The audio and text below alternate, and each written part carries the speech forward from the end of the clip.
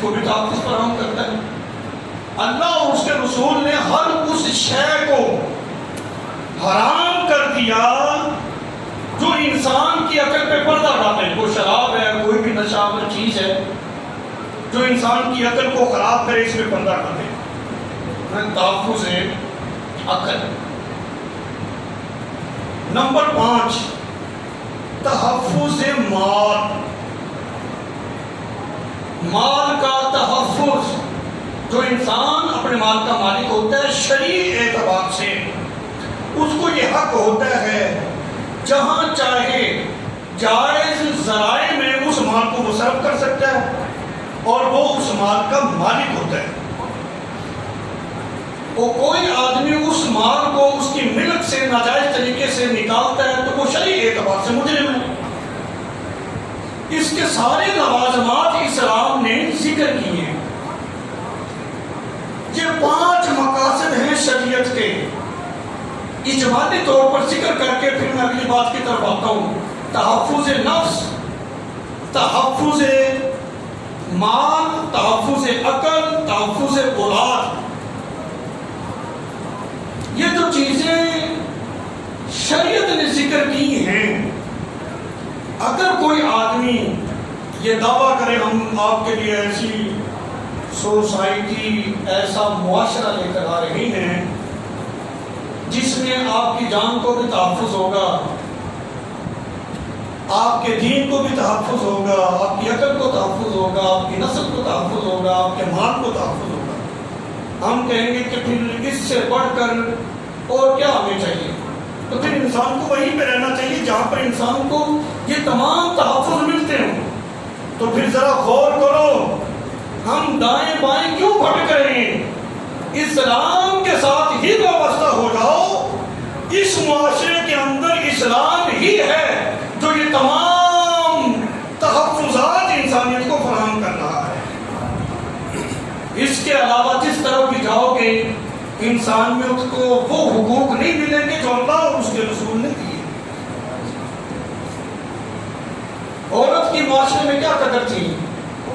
اسلام کے علاوہ جو مختلف مذاہب ہیں اس کا ذرا اس کی ریسرچ تو کرو، اس کو پڑھو تو صحیح۔ عورت کو ہر برائی کی جڑ تصور کیا جاتا تھا کہ یہ تو شیطان ہے۔ افلاطون کتنا بڑا فلسفی ہے، اس نے تو یہاں تک لکھا کہ عورت تو انسان ہے ہی نہیں، اس کو تو انسان کی خدمت کے لیے پیدا کیا گیا ہے۔ اگر کوئی شوہر اپنی کسی کو قتل کر دے، وہ قصاص لینے کے لیے آئے تو اس کو یہ حق حاصل تھا اس معاشرے میں۔ اسلام کی بات نہیں میں کر رہا، اسلام سے پہلے کی بات کر رہا ہوں۔ وہ کہ جا تو میری بیوی کو قتل کر دے، اس کو کوئی پوچھنے والا نہیں تھا۔ کوئی قدر معاشرے میں عورت کی نہیں تھی۔ وہ ماں کی صورت میں ہو، بیٹے مارکیٹ میں جا کر ماں کو فروخت کر دیتے اور جو پیسے حاصل ہوتے وہ آپس میں تقسیم کر دیا کرتے۔ بیٹی کی صورت میں ہو، عرب معاشرہ یہ ہم بھول گئے۔ زندہ بچی کو زمین میں دفن کر دینا اپنے آپ وہ فخر سمجھا کرتے تھے۔ وہ اس بات کو عیب سمجھتے تھے کہ کوئی ہمیں کہے کہ میں بیٹی کا باپ۔ عورت جس روپ میں بھی تھی معاشرے نے اس کو عزت نہیں دی۔ ہاں، لیکن جب اسلام کا نور اس معاشرے میں آیا، اس دھرتی پہ آیا، رسول اللہ صلی اللہ علیہ وسلم جب اسلام کا نظام لے کر آئے، پھر یہی ماں جس کو اولاد مارکیٹ میں بیچ دیا کرتی تھی، میرے آقا کی تربیت سے ان کو یہ یقین ہو گیا کہ ہماری جنت ماں کے قدموں کے نیچے ہے۔ جو والدین اس بات کو فخر سمجھا کرتے تھے کہ وہ بیٹیوں کو زمین میں زندہ دفن کر دیں، میرے آقا کی تربیت سے ان کو اس بات کا یقین ہو گیا کہ ہم ان کی اچھی تربیت کر کے ان کو بیاہ دیں تو یہی بیٹیاں ہمارے لیے جنت کا ٹکٹ بن جائیں گی۔ یہ ہے اسلام، یہ ہے اسلامی نظام جس نے اسلام اور انسانیت کو بلکہ اللہ کی تمام مخلوق کو حقوق دیے۔ آج بڑا افسوس ہوتا ہے، یہ ہماری مائیں بہنیں بیٹیاں جو اس آواز کو اس معاشرے میں بلند کرتے ہیں ان کو شرم آتی ہے کہ ہم اپنے حقوق لے کر تنگ لیں گے. اسے کو اپنی ہسٹری پڑھو. جو اللہ اور اس کے رسول نے تمہیں حقوق دیے ہیں اس سے بڑھ کر کے معاشرہ تمہیں حقوق نہیں دے سکتا.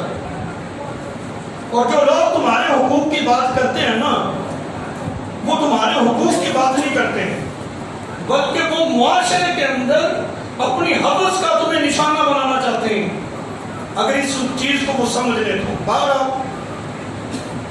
اسلام ہی ایک بہترین ایسا مذہب ہے کہ انسانیت کی فلاح اور کامیابی اسی میں ہے کہ وہ اسی کے ساتھ وابستہ ہے. اگر وہ اس سے کٹیں گے اس سے ہٹیں گے تو پھر معاشرے کے اندر ان کی قدر جانور سے بھی بدتر ہوگی. یہ معاشرہ اس کو عزت نہیں دے گا. اور یہ ساری چیزیں ہم دیکھ بھی رہے ہیں. دوسری بنیادی بات، ہم بھی اس ملک کے آواسی ہیں، اس میں بستے ہیں، کچھ ہمارے بھی تو حقوق ہیں. پاکستان کی دو حیثیتیں ہیں، ایک جغرافی حیثیت ہے اور دوسری ہے اس کی نظریاتی حیثیت. جغرافی حیثیت جو زمین کا ٹکڑا ہے، بارڈر لائن ہے کہ یہ ٹکڑا اس کا نام پاکستان ہے، یہ اس کی جغرافی حیثیت ہے. اور دوسری اس کی ہے نظریاتی حیثیت کہ اس ملک کو کس نظریے کی بنیاد پر حاصل کیا گیا تھا. وہ مسلمانوں کے بچے بچے کی زبان پر تھا کہ پاکستان کا مطلب کیا، لا الہ الا اللہ، دستور ریاست کیا ہوگا، محمد رسول صلی اللہ علیہ وسلم. یہ ہے اس کی نظریاتی حیثیت.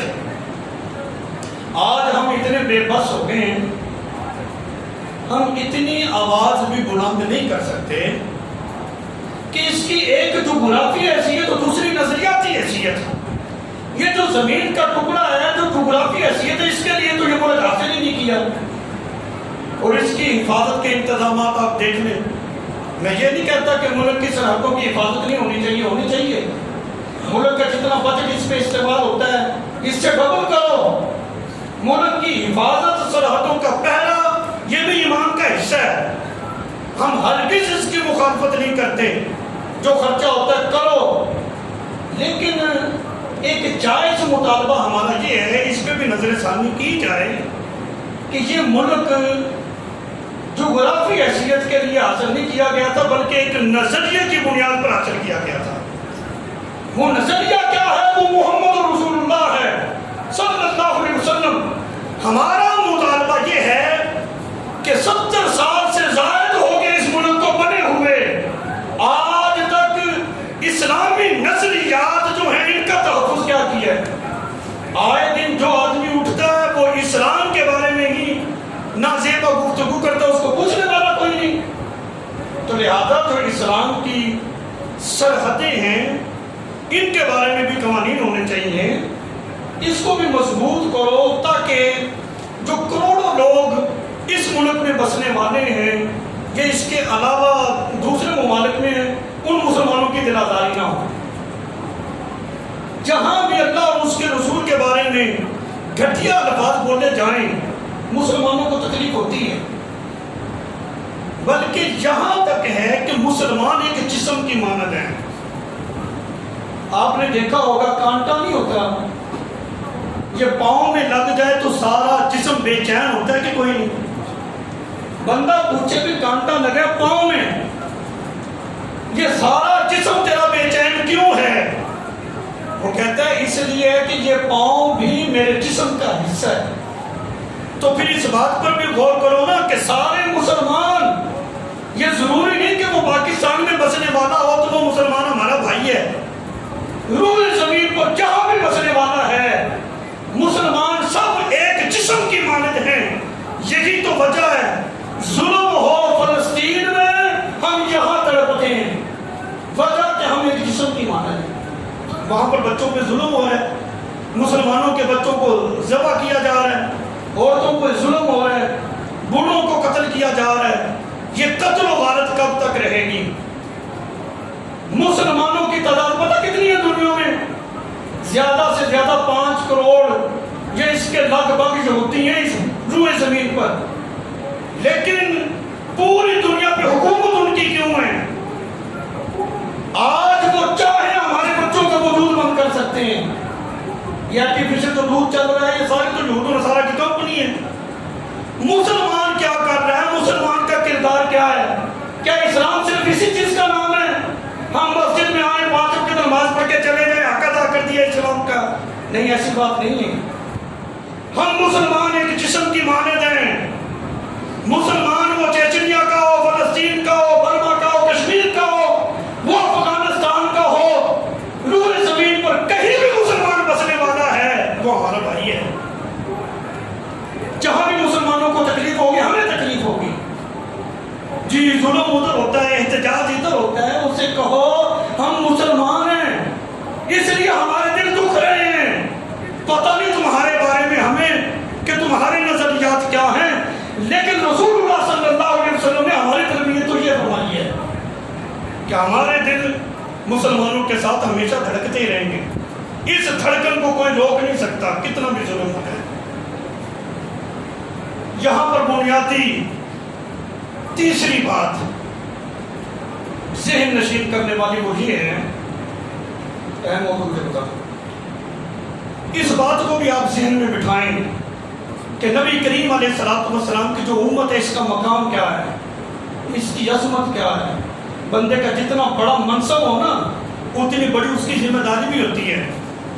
بس نماز روزہ حج زکات کر دیا تو بس ہم بہت بڑے مسلمان ہیں. اگر تمہارے محلے میں ایک مسلمان ظلم کا شکار ہو کے مر گیا، تمہاری نماز روزہ حج زکات سب کچھ اٹھا کے تمہارے منہ پہ مارا جائے گا کہ جا تو کیسا انسان تھا، تجھے اپنے مسلمان بھائی کے بارے میں پتہ نہیں تھا. وہ حج بھی قبول نہیں ہے کہ جس کا پڑوس جو ہے پڑوسی بھوکا مر گیا ہے اور یہ حضرت صاحب حج پہ حج کرتے رہے ہیں، 250 حج کر دیے، 250 عمرے کر دیے. کیا فائدہ ان چیزوں کا جب تمہیں انسانیت کے بارے میں کوئی درد ہی نہیں تمہارے اندر. یہ ساری چیزیں اس وقت قبول ہوتی ہیں جب بندہ رسول اللہ کی امت سے پیار کرتا ہے. سنو حدیث پاک، پھر مان کرنا ناز کرنا اپنے آپ پر بھی. میرے آقا علیہ الصلوۃ والسلام نے اپنے غلاموں سے صحابہ کے مجمع سے سوال کیا، او میرے صحابہ، میرے غلاموں، بتاؤ سب سے عجیب ایمان کس کا ہے؟ سوال اس میں فرق کریں، سب سے افضل ایمان کس کا ہے یہ سوال نہیں. میرے آقا علیہ الصلوۃ والسلام کا سوال یہ ہے کہ بتاؤ سب سے عجیب ایمان کس کا ہے. عجیب تعجب سے، تعجب کی تعریف کیا ہے؟ حیران کن بات کو تعجب کہتے ہیں. کوئی حیران کن معاملہ ہو جائے، چھوٹا سا بچہ بول نہیں سکتا، اگر وہ تمہارے سامنے بڑے بڑوں کو کلمے نہیں آتے، وہ چھوٹا سا بچہ 3 کلمے سنا دے، حیرانگی ہوتی ہے نا، انسان حیران ہوتا ہے، اس کو تعجب کہتے ہیں. میرے آقا علیہ الصلوۃ والسلام نے فرمایا، او میرے غلاموں، بتاؤ سب سے عجیب ایمان کس کا ہے؟ صحابہ اکرام نے عرض کی، یا رسول اللہ صلی اللہ علیہ وسلم، سب سے عجیب ایمان ملائکہ کا ہے، فرشتوں کا ہے. نبی کریم علیہ السلام نے فرمایا، ان کے ایمان میں عجیب تعجب والی کیا بات ہے؟ ان میں کیا تعجب کی بات ہے؟ وہ اپنے رب کے ہاں، رب کے قرب میں اس کی عبادت کر رہے ہیں. نفسانی خواہشات والا مادہ اللہ تعالیٰ نے ان میں ڈالا ہی نہیں. ان میں تعجب والی بات کیا ہے؟ یہ آخری حدیث ہے، مکمل ہو رہی ہے، توجہ. صحابہ اکرام نے عرض کی، یا رسول اللہ صلی اللہ علیہ وسلم، تو پھر سب سے عجیب ایمان ملائکہ کا ہے، پھر انبیاء کا ہے. نبی کریم علیہ الصلوۃ والسلام نے فرمایا، انبیاء کے ایمان میں کیا عجیب بات ہے؟ ان پہ تو اللہ کی وحی ہوتی ہے، اللہ تعالیٰ اپنے احکامات ان پر بھیجتا ہے، ان میں کیا تعجب والی بات ہے؟ صحابہ نے عرض کی، تو پھر ہمارا عجیب ایمان ہے. نبی کریم علیہ الصلوۃ والسلام نے فرمایا، تمہارے ایمان میں کیا عجیب بات ہے؟ تم تو میرے بددعا کے مکڑے کی زیارت کرتے ہو نا، تم نے تو چاند ٹوٹتا دیکھا ہے، سورج مڑتا دیکھا ہے، سورج کنکریوں کو کلمہ پڑھتے دیکھا ہے، درختوں کو چلتے ہوئے دیکھ کر وغیرہ وغیرہ. تمہارے ایمان میں کیا عجیب بات ہے؟ تم تو میرے قرب میں رہتے ہو، میری زیارت کرتے ہو. صحابہ اکرام نے عرض کی یا رسول اللہ صلی اللہ علیہ وسلم آپ خود ہی ارشاد فرما دیں تو پھر سب سے عجیب ایمان کس کا ہے؟ ٹائم ہو گیا ہے، یہ بات بڑی توجہ سے سنیے. میرے آقا علیہ الصلوۃ والسلام نے فرمایا کہ سب سے عجیب ایمان ان لوگوں کا ہوگا، میرے ان امتیوں کا ہوگا جو میرے بعد آئیں گے. انہوں نے مجھے دیکھا نہیں ہوگا لیکن میرے نام پر اپنی جانیں قربان کریں گے. فرمایا کہ ان کا ایمان سب سے عجیب ہوگا. ان کے ایمان کی حرارت یہ ہوگی کہ وہ میرے نام پر اپنی جانیں قربان کرنے کے لیے وہ تیار ہوں گے. کیا یہ وقت آ نہیں گیا؟ ایسے غلامان رسول ہیں کہ نہیں کہ نبی کریم علیہ السلام کے نام پر اپنی جانیں بھی اپنے بچوں کو بھی قربان کر دیتے ہیں. تو الحمدللہ ایسا عشق آج بھی لوگوں میں پایا جا رہا ہے اور میرے آقا علیہ السلام کا یہ فرمان بھی پورا ہوا ہے. اور یہ بڑی مبارک قوم ہے. تو جب اتنی فضیلت نبی کریم علیہ السلام نے اپنے امتیوں کی یہ بیان کی ہے تو اتنا بڑا جب ہمارا منصب ہے تو ایسی ہماری ذمہ داریاں بھی ہیں. تو یہ ایک آخر میں میسج اور پیغام دے رہا ہوں، ہم مسلمان سب ایک جسم کے مانند ہیں. آج بھائی بھائی سے دور ہے، رشتہ دار سے دور ہے. کتنی حماقت کی بات ہے. ہم کلمہ کس نبی کا پڑھتے ہیں جس نے ہماری تربیت یہ کی ہے کہ تم سب مسلمان ایک جسم کی مانند ہو. یہ میری برادری ہے تجفا، یہ میرا پیر بھائی ہے تجفا. تو میں یہ کہتا ہوں سب سے بڑا رشتہ یہ ہے کہ یہ کلمہ گو ہے. نبی کی نسبت کو چھوٹی نسبت ہے، اس لیے اپنے مسلمان بھائی سے پیار کیا کرو. میں جس نبی کا کلمہ پڑھتا ہوں یہ بھی اسی نبی کا کلمہ پڑھتا ہے. محبت اخوت اپنے اندر پیدا کرو. چونکہ ٹائم ہو چکا ہے، جنہوں نے سنتے نہیں پڑھے وہ سنتے پڑھ لیں.